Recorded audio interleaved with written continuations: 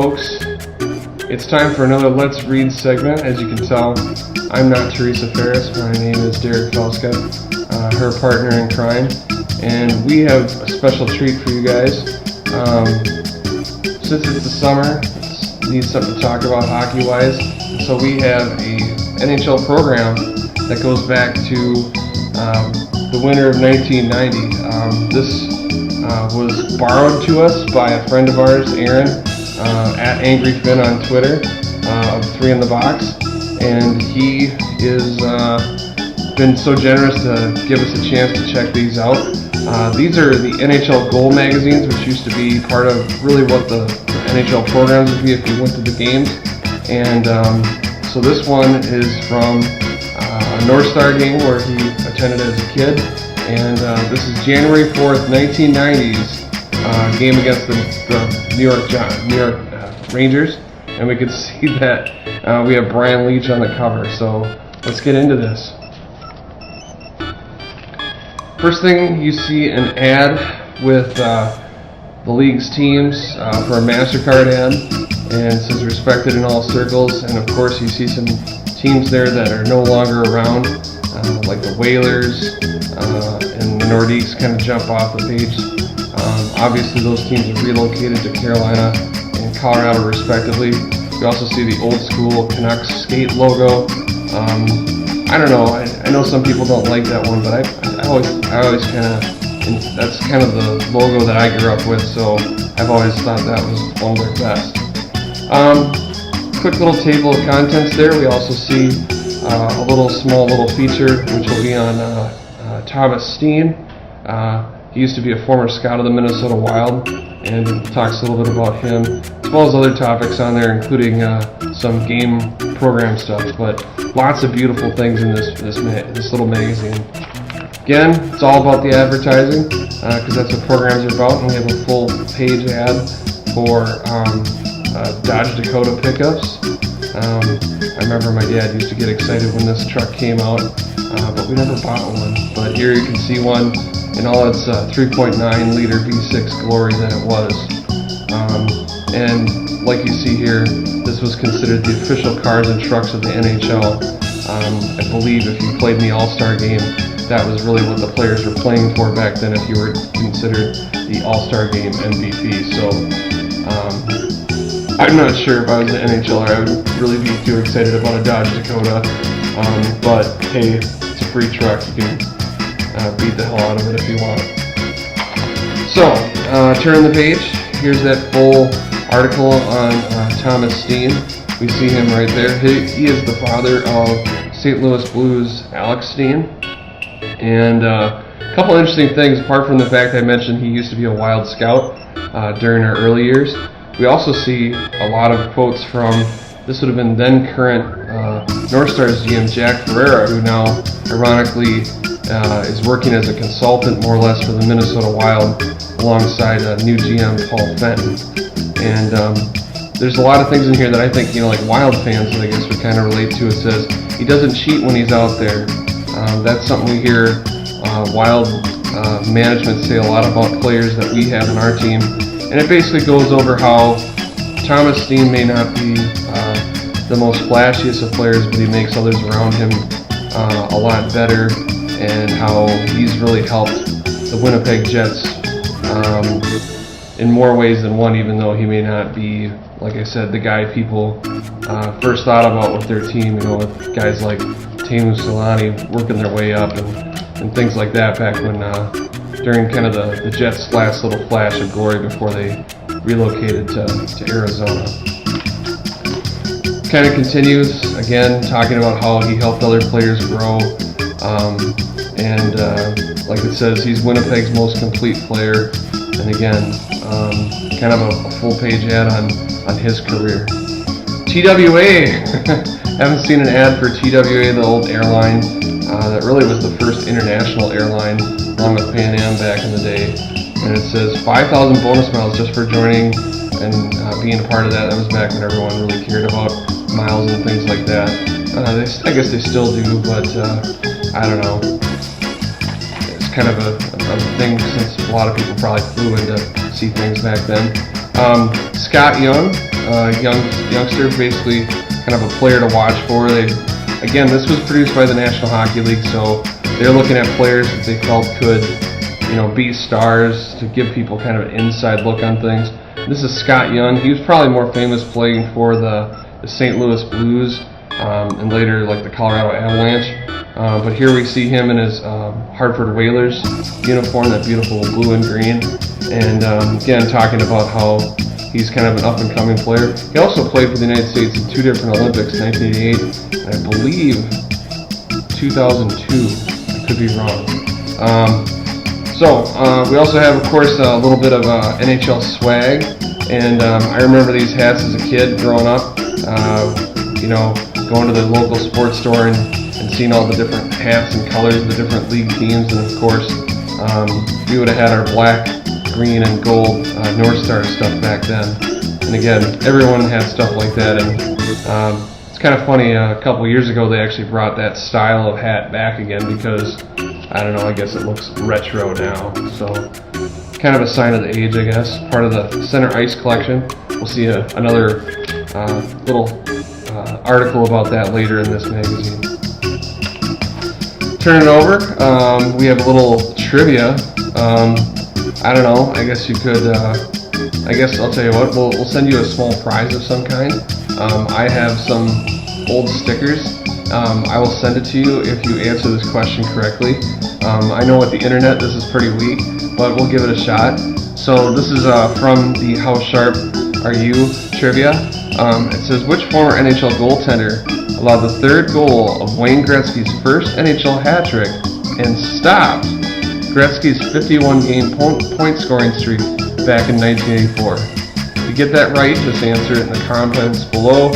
And then we'll connect, and I'll send you some cool NHL stickers from back in the day.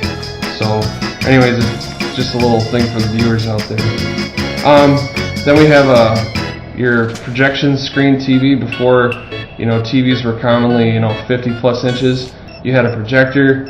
Some people still do that with like LCD projectors, but here you have Wilt Stilt Chamberlain, the famous Hall of Fame basketball player. He's tall and showing you like you can have that big screen experience at home. And I know nowadays it probably doesn't seem like that big of a deal, but back then that was kind of a sign of how serious a fan you were, and obviously your socioeconomic status, if you could afford the projector to have a big screen in your home. That's where you probably get the term big screen from. So there you see it with the sharp vision. Then we have clearing the crease. This is a big feature on the Edmonton Oilers' Steve Smith, which talks about how he towers over opposing players at 6'4", 215 pounds. And it's kind of interesting because of the fact that 6'4", 215, they make it sound like he's the most mammoth player to ever play in the league. And of course, today there's quite a few defensemen out there that are much taller than that. Of course, most prominently Zdeno Chara at 6'9", and like Andre Schuster at 6'8". So the big defender idea certainly didn't go away to keep the middle of the ice free and things like that. But Steve Smith was kind of one of the first big guys out there. Not the first, but at least of the late 90s, he was seen as a notable figure for that. Coca-Cola, most prominent logo in the world, next to probably, I don't know, Jesus or something like that. It's everywhere. Actually, there's a little bit of North Stars stuff with this, that Coca-Cola wasn't actually a main sponsor of the Minnesota North Stars, and actually, for those of you that had always wondered why the North Stars left, it actually was about the fact that they said, why didn't they go to Target Center? Well, it was about Coca-Cola and Pepsi, and Pepsi was really the main sponsor of the North Stars, and Coca-Cola was what was being advertised at the Target Center. And when they left, there was a clash between the advertisement of whether they could advertise both Coke and Pepsi, and Harvey and Marv Wolfenstein said no, and so the North Stars couldn't go to the Target Center. So had that been different, had they had the same soft drink, maybe the North Stars never would have left Minnesota. Weird little fact. Okay, so there you can see a little more of the Steve Smith article again, showing them clearing out the crease. Ajax, a little home cleaning.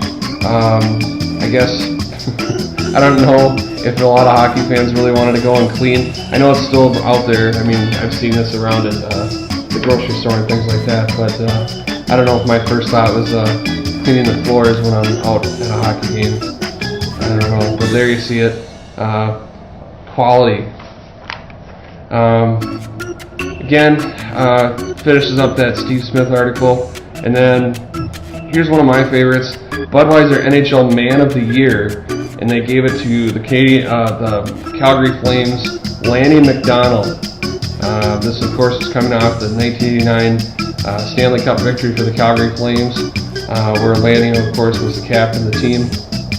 And I don't think I can think of a more Canadian person than Lanny McDonald. Partly because of the name, but that giant brush of a mustache.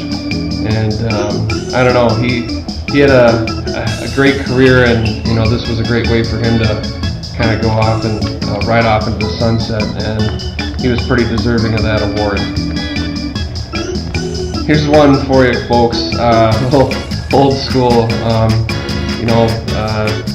After there were record players, there was the 5-disc CD changer as the quote-unquote turntable that people had. And if you wanted to keep the music going and now you're using the CDs, here's what people had out there. I know I had a 3-disc changer, but yeah, the 5-disc one was really fancy back then. And here we see one with Technics. So why just stop with one CD when you can work 5 and have music all night long? That's pretty much what they're saying. So the other thing we can see here is some other ads. We can see Team Choice. That was really kind of a place to go to get a lot of the official kind of items, whether they be like blanks or like jerseys and things like that. Other like gear, like they mentioned, like the NHL Center Ice collection. Marriott. For those that remember, Met Center was in Bloomington. So there was a whole bunch of hotels right next to the airport, because that's where you flew in. If you flew into the airport, and that's usually where the players stayed because the arena was right next to that. Minnesota hockey camps, where there we see Chuck Grillo, kind of a Minnesota hockey legend. Ran a number of camps, and again, even back then, kids were spending their summers going to hockey camp, learning all the on-ice and off-ice training.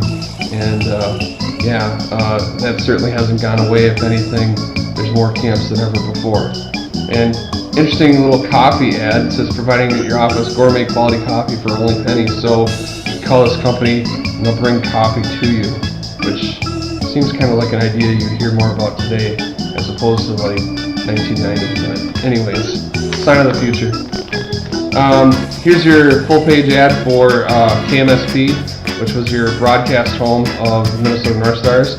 And it says joint announcers Tom Reed, who of course is now the current radio analyst of Minnesota Wild Radio, and Doug McLeod, who is now the TV voice of the Minnesota Golden Gophers. And I certainly remember watching their broadcasts. Doug McLeod was also, of course, the main play-by-play announcer in Mr. Alaska as well. And that's probably where maybe people outside of Minnesota probably know him best.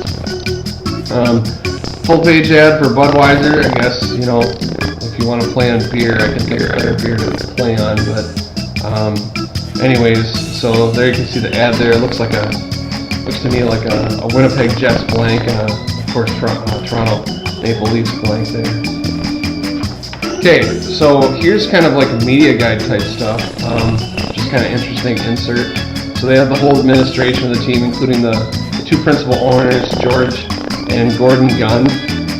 These guys would eventually get ticked off, and they would threaten to relocate the team, and they eventually would start the San Jose Sharks. And they would also demand that because they used to be the owners of the Cleveland Barons, and in 1980, the Cleveland Barons and the Minnesota North Stars merged together as one organization. So they took all of the North Stars prospects and a fair portion of their players as well because of that merger. So they merged and unmerged. when they became the San Jose Sharks. President Lou Nanne, still a fixture in Minnesota. Sweet Lou from the Sioux, and pretty much involved in the organization from virtually its entire span in Minnesota, from the earliest years back in '67 all the way to when the team left in 1993. General Manager Jack Ferreira, we just mentioned him earlier in the article, earlier in the kind of our segment, talking about how he now is a consultant for Paul Fenton, good friends. Worked all over the league, and so kind of back in the thing. Here's an interesting one I kind of forgot about. Dean Lombardi. Dean Lombardi, of course, was a GM with the Sharks, and then eventually the Los Angeles Kings. He's currently looking for work. I believe he was a scout or consultant last year. But yeah, kind of funny how the faces in the game have, as much as the game changes, a lot of these guys have been here for a tremendously long time. Pierre Pagé, he was the head coach for the North Stars back then. He's now currently working in Austria as part of what's called a Red Bulls HC. They have like a junior league team there, kind of like a junior elite team, and it's kind of a training ground. And he's done a lot of good work there. Some pretty famous names have come through that Red Bulls program in recent years. Dave Chambers, former player. Craig Hartsburg, arguably the best, one of the most talented players in North Stars history. Currently, I believe he's an assistant coach in the NHL. And then Doug Jarvis, who for the longest time, or still holds the Ironman strength in NHL history at over 900 games played consecutively.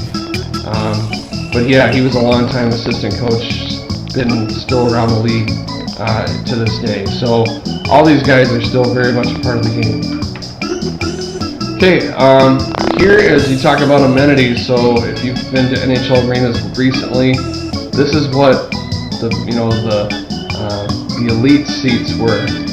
They called the Observatory Club. Tried to have some kind of almost like club level. You can see Legends Bar and Tap. Although really, as you can tell, it was not much more than a bar stool and a small little table. Not nearly the kind of amenities that people have now, where you're probably sitting in a much more comfortable place and probably have a lot more options to actually see the games. But yes, amenities was a big thing, and especially as we get towards the end or the early 90s, when people were talking about leaving the Met Center, amenities was the big thing that eventually Norm Green would complain about and say that that's why the team needed a new arena, otherwise he'd have to move. So yeah, that was considered high-class NHL living back then, and compared to today, it seems pretty weak. But back then, that was as good as it got. Little printing ad there. Now you can get your MBNA North Stars themed credit card. They actually look pretty good. But again, people like to be fans in different ways. They like to show their fandom in different ways. And I don't know if a credit card is something that's necessary, but I guess if you really care, you're going to do it. One of the interesting things is Minnesota gets a lot of credit for being really hockey knowledgeable, yet in this magazine, as part of an insert, we can see how they try to explain how icing works, offsides, and what an offside pass is, which those are really the rules that people seem to have struggled understanding if you don't watch the game all that often. And even in Minnesota, they felt a reason to explain it. So that just goes to show you that as much as we like to think that we all know, still there's people that go to the games and they don't. And I don't think there's anything wrong with explaining the rules, because let's face it, people are more likely to watch again if they feel like they understand what's going on. Risk management, little ad here, again, hockey themed. A little drawing there. Okay, Alexander and Alexander. Okay, talking about insurance and things like that. Here's your argument again, Pepsi. Okay, it's Taste of the Next Generation. You can see the full page ad for it. So we have a full page ad for Coke and Pepsi in the same issue. maybe a sign of things to come. So here's your program. This is your program, as you can see, January 4th, 1990. This was when it was issued, and this would be the little insert that they would have had to put in for all these programs. You can see they were playing the New York Rangers that night. We'll just read through these really quickly in terms of the North Stars roster. Goaltending, Kerry Taco, probably one of the better names in the North Stars history. John Casey, former Grand Rapids Indian. They were not called the Thunderbirds back then. Jarmo Millis. Then you have Kurt Giles, who's still he's the head coach at Edina High School. Billy Siren. František Musil, kind of famous for being one of the first big defections from Eastern Europe at the time. He actually was smuggled into North America by Lou Nanne himself. It's a pretty cool story if you ever get a chance to read it. Neil Broughton, Minnesota hockey legend from Roseau. Larry Murphy, I think he's a current broadcaster, or used to be a broadcaster with Detroit, Hall of Famer. Mike Modano. People love this guy mostly, although some remember some of the not so nice things he said. But Mike Modano, we'll see a picture of him later where you can tell it's probably his first year in the league. Gaetan Duchesne, Mike Gartner, maybe the fastest player ever to play in the NHL. Stu Gavin, he now does financial services for NHLers, so they don't blow all their money throughout their careers. Bob Brook, Dave Gagne, that's the father of Sam Gagne. Basil McRae, probably one of the most rugged players the North Stars ever had. Could fight and score, great player. Perry Berezan, Brian Bellows, obviously the father of Kiefer Bellows, but one of the greatest all-time scorers in North Stars history. And also, cool little fact too is actually know one of his relatives. That's pretty neat. I don't know. Mark Tenorti, big defenseman. Sean Chambers, Shane Churla, who we saw actually at the NHL draft this year when it was held in Dallas. Now I believe he's a scout. Dave Mackey, Don Barber, Neil Wilkinson, Rob Zettler, who's a longtime assistant coach in the NHL, and Helmut Balderas, former Soviet hockey player, kind of living in his last few seasons, kind of past his prime, but we were happy to get a former Red Army player. There you can see the head coach, Pierre Pagé, and assistant coaches Chambers, Dave Chambers, Craig Hartsburg, and Doug Jarvis. And there you can see kind of the trainers and equipment manager. For the Rangers, you have Bob Frazee and John Van Beesbroek. Beezer, probably best known during his days with the Florida Panthers. He led them to the Stanley Cup Finals, and he's now, I believe, he owns a junior league team in the USHL, I believe. Brian Leach, Hall of Fame player, arguably one of the best American-born defensemen ever. James Patrick, Ron Greshner, Miloslav Horava. Darren Turcotte, former farmhand, or actually a longtime St. Louis Blue. Ulf Dahlen, who would eventually become kind of a decent star for the North Stars eventually later. Dave Archibald, Kelly Kissio, really the first, another player that played a prominent role in the early days of the San Jose Sharks. Chris King, Mark Hardy, Mark Janssens, Kerry Wilson, Tony Granato, who's the current coach at University of Wisconsin, Brian Mullen, Jan Erickson, that's Tim Erickson's father, who is kind of a guy who's a bust. He didn't work out with me. Jan Erickson was his dad. John Ogrodnik, Troy Millette, Tomas Sandstrom. He would eventually be traded to the Los Angeles Kings, where he was a potent line mate of Wayne Gretzky when he was with the Kings. Rudy Poshak, Chris Nyland, Kevin Miller, Paul Broughton, so Neil's brother, Jeff Blumberg, and Lindy Ruff, longtime former coach of the Buffalo Sabres. You can see the VP and General Manager Neil Smith, who's still an analyst on NHL Network. Roger Nielsen, one of the great coaches in NHL history, rest in peace, along with assistant coaches, former NHLers Wayne Cashman and Ron Smith. And pretty kind of little time capsule there, reading off those rosters.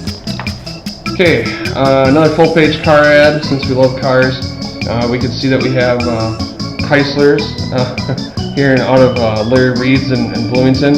And one thing I guess I never really realized was that American car companies are always trying to make themselves sound more exotic. So this one is a Chrysler TC by Maserati.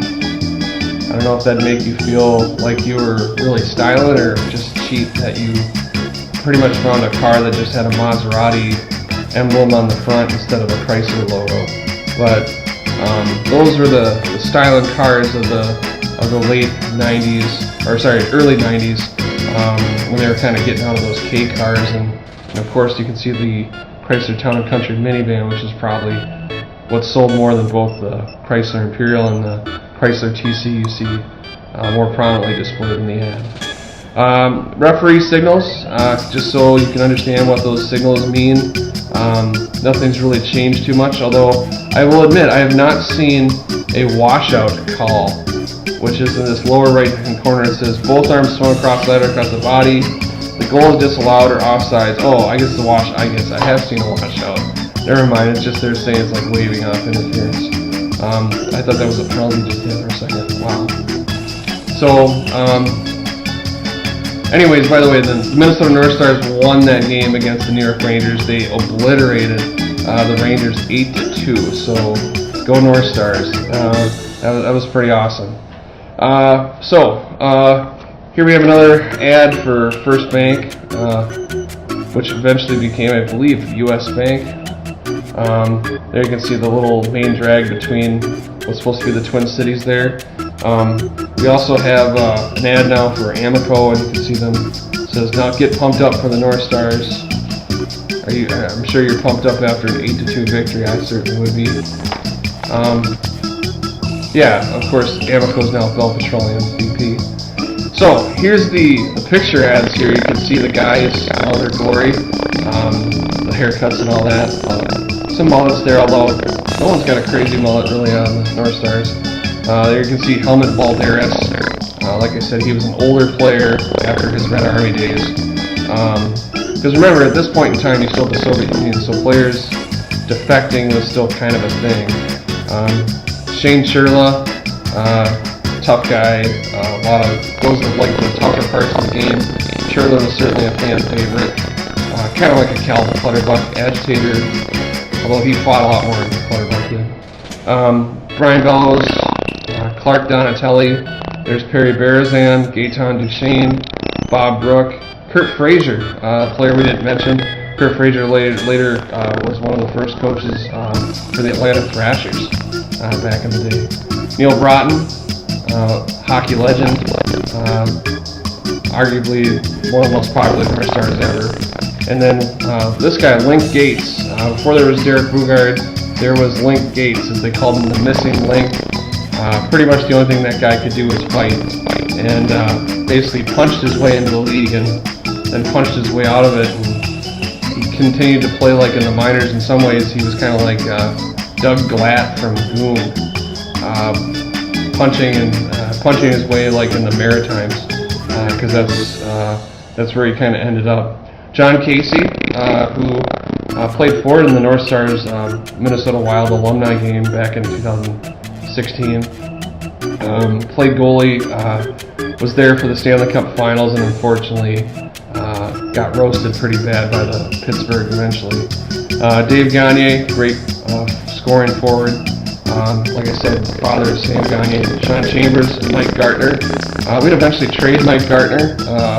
He actually did pretty well for us, but we thought we needed somebody else instead, so we'd eventually trade him, I think back to the Washington Capitals, if memory serves me correctly. Stu Gavin and Larry Murphy. Larry Murphy we had, for whatever reason, traded to the Pittsburgh Penguins as part of that team that beat us that year. Kurt Giles, Mr. Hipcheck. Pretty feisty defenseman, former UMD guy, and he still plays a prominent role as the coach at Edina High School.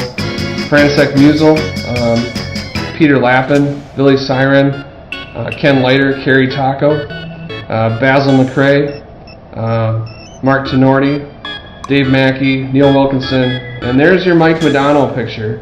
Okay, you can see him, and he looks like he's maybe 18 years old. He's 19, but still looks like a young kid, still naive at the time. He's also, of course, now married to Pat Michletti's daughter, Alex, if I remember correctly. So, Rob Zettler, former NHL assistant coach. Here you go. Need some style. Get yourself a pair of Levi's and make sure you fold the bottoms. Okay, because that's what the cool kids did. This is for the Levi's Silver Tab collection. That's if you felt you were real cool back then. And the boat shoes, look at those things. Those are beauties. No, they're not. But that's what people thought back then, I guess. I never had. Well, I did own Silver Tab jeans at one point, but I didn't fold the bottoms. Thank God. But I remember when people were. Okay, apparently if you like smoking cigarettes, you had to watch the NFL. And if you turned in 2 carton proof of purchases, you could pay a little limited fee and you could get like some tapes of the NFL's greatest hits. Kind of interesting promotion considering this is, of course, NHL Goal magazine to have a football ad, but I guess the NFL was everywhere. And they were $7.50 for each videotape. So, yeah, I don't know. I think I actually had one of these, but my dad was a smoker. I think we got it for a Sports Illustrated subscription back in the day. MSC, Midwest Sports Channel. A lot of people, now watch, cable television or things like that, like Fox Sports Net. Before that, there was MSC, and at times that worked out pretty well, and other times it almost nearly killed the league because just people didn't subscribe to it. It was kind of wonky, but I think that was called Spectrum. I think the first one was called Spectrum, not the current cable company. It was a different one. But Midwest Sports Channel kind of spawned out of that, and for a time they were really the Fox Sports Net before Fox Sports Net. Another player to watch for, Theo Fleury. Again, a very tremendously talented player, tiny, a little ball of hate, agitated, but also was tremendously skilled and could be clutch. Also was, somewhat noted for his struggles with substance abuse, and subsequently getting clean and kind of being, since then, kind of a voice for inspiration for people that were not just struggling with substance abuse, but also people that struggle with sexual abuse. There's been more discussed, whether it's, I know today the big thing is talking about people's struggles, and sexual abuse is something that was definitely kind of, we're learning more about as, I don't want to say it's a culture of sports, but it's things that happen inside of it. And when he was a kid, I think a coach of his, when he was a young player, molested him, and he's talking about that today and encouraging other players who have been abused to speak out. So he's really in a lot of ways trying to be a source of inspiration. And perhaps maybe that's his greatest legacy, even more than his playing. So a little feature here on Theo Fleury, who at 5'5", certainly defied, was even considered super tiny then as he would be even today. A full page ad for the Canon EOS camera. I actually own an EOS camera, not this one, but yeah, back in the day when people actually used film as opposed to digital cameras and things like that. In fact, in a couple years, kids, you'll have to tell kids what cameras were that were not related to the phone, I'm sure. Here's an interesting full goal interview ad with Mike Milbury. Talk about a polarizing figure. People, well, I don't know, I seem to know mostly people that don't like him very much versus people that think he's great. And this long interview, it's 3 pages long, talks about his transition from being a player, where he was a very fiery, incendiary kind of player as he was eventually as now becoming an NHL head coach, because he was going to be taking over head coaching duties for the Boston Bruins, his longtime former team. And talks about, what does it mean to go from being a player to now being a head coach in the National Hockey League. And you can definitely see he's pretty much the same guy. Some of these things, it says, I think there's a part of the interview, it says, this is from Goal Magazine, it says, your response says you're tired of hearing this player-turned-coach question. Milbury: I am a little tired of it because I am not a player anymore. I've been heading in the coaching direction for some time now. However, I understand why people are concerned. They feel there will be some conflict between the coach and the players. My answer to that has simply been that it's been a lot more difficult for the players to make the switch in looking at me than it will be for me to make the switch, because I've done it.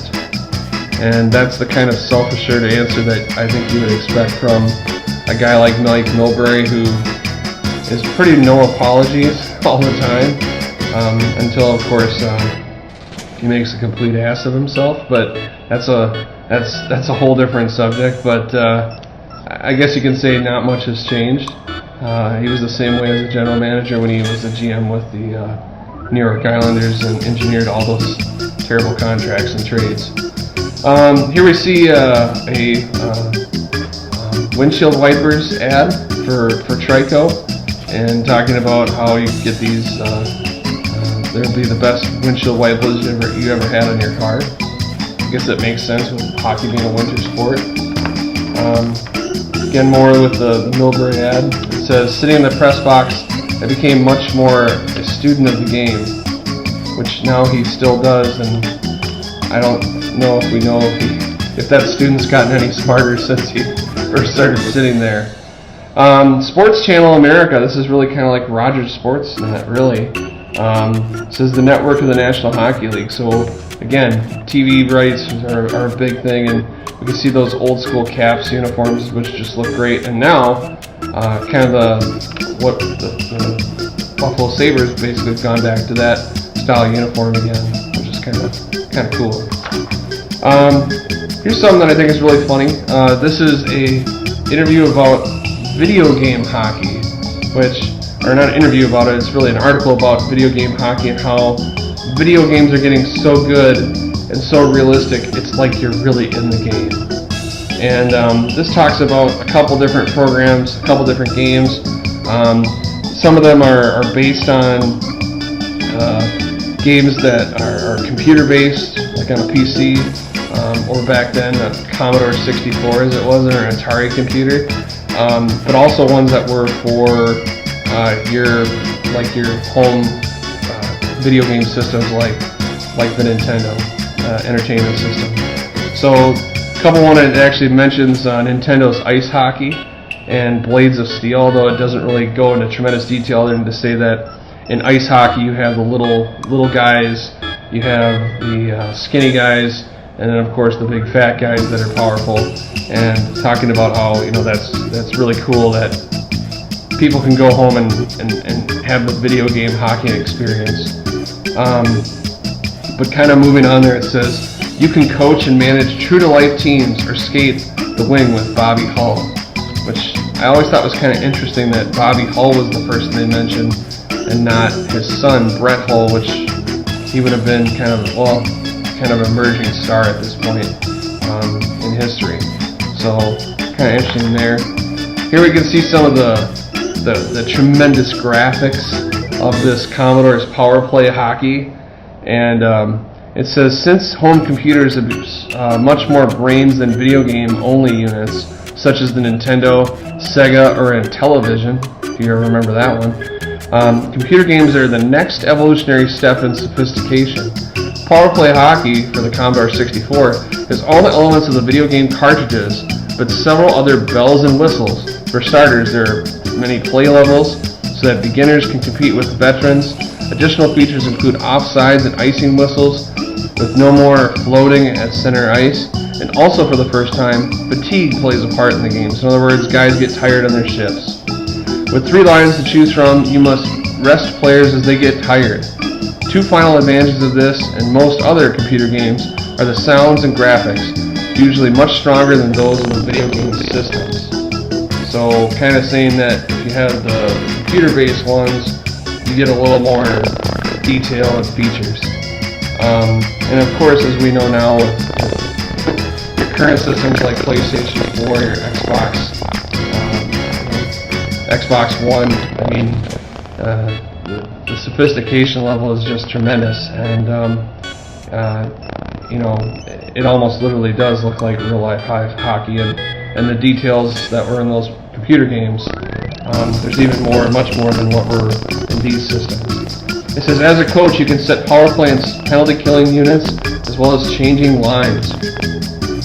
So let's fast forward. It talks about the future. So let's see if this came true, folks. 10 years ago, the electronic games of today were beyond fans' wildest hockey dreams. Today, you can coach and manage true-to-life teams or skate up and down the ice on the wing with Bobby Hull or Bobby Orr. With the ever-increasing speed of technology, it's impossible to guess where the new innovations are next in hockey electronic gaming. Hockey video games may evolve to such realistic simulation that only the playful alternative would be good old-fashioned table hockey. So for you and I, we'd call that bubble hockey, but yeah, that's the only alternative that you have, is either doing and playing a video game or seeing that, which, I don't know, I guess you could kind of say they're on the money, although they didn't get too specific. So for you hockey fans out there, there's bloopers, greatest hits. These look like they were produced by the NHL. And for 1995, you can see all these different things. I remember the old Don Cherry Fighters, all his tapes that he used to have. That used to be kind of a normal, standard yearly purchase for some people that liked his, I guess, his viewpoint on what the game should be like. But you can see there's Lanny McDonald pulling the cup. Remember, he was the Budweiser Man of the Year in the NHL. So there's Lanny in his moment of glory. Center Ice. So I mentioned before the NHL Center Ice collection, and this is really meant to be like fan gear that looks just like the stuff that the players and team personnel are wearing, so like the trainers and all that. And now you can wear the same things that they are. And for a long time, those kinds of gear were really kind of exclusive to the people that worked for the team. I can say this as a person who's a jersey collector. I still have a jersey for the NFL, which was a Barry Sanders jersey, and it didn't have his name on it. It did also have a logo that said the Detroit Lions, because they didn't allow those things. Licensing was always kind of the tricky part. So eventually, around the early to mid 90s, they kind of got through that hurdle, and suddenly fans were now able to purchase those same things that were the licensed material that the teams had. So you could get the jersey that said, the names and the numbers on it. So you could be just like, I guess you could wear the jersey of your favorite players. And the other swag that they have, like here, like you can see with these little look like sweatshirts and the little satin jacket that you had, that everyone had back then, and the caps, because you wanted to look like that, the draft cap, And so this is saying that now that's being offered to fans. And unlike today, where it's like one company that basically controls all the merch, this was really distributed amongst a lot of them, and you can see that the NHL's newest star, the Center Ice collection, you can see the different companies that were involved. CCM, Starter, because starter jackets were a big thing back then. Anybody had a starter jacket. Sports Specialties, DeLong, which was for like the warm-up suits. Cliff Angle, which were like the team sweaters. Be like this sexy Hartford Whalers sweater that this guy has. And then Nutmeg, the fleece wear, so like your sweatshirts and things like that. So that was what you were going for, because that's what the players were wearing, and you wanted to be like them. So So we can see them again and again. It says there's only one NHL, and we wanted to be associated with it. So teams are definitely competing, trying to show that they were worthy of being getting that official NHL center ice designation. Okay, professional sports publications. This is the people that really made the Goal magazine, and I guess they made a lot of different magazines, and you could purchase them if you want, including college bowl games, different college football, and even college basketball games too. Also thoroughbred horse racing, you get the programs for them as well.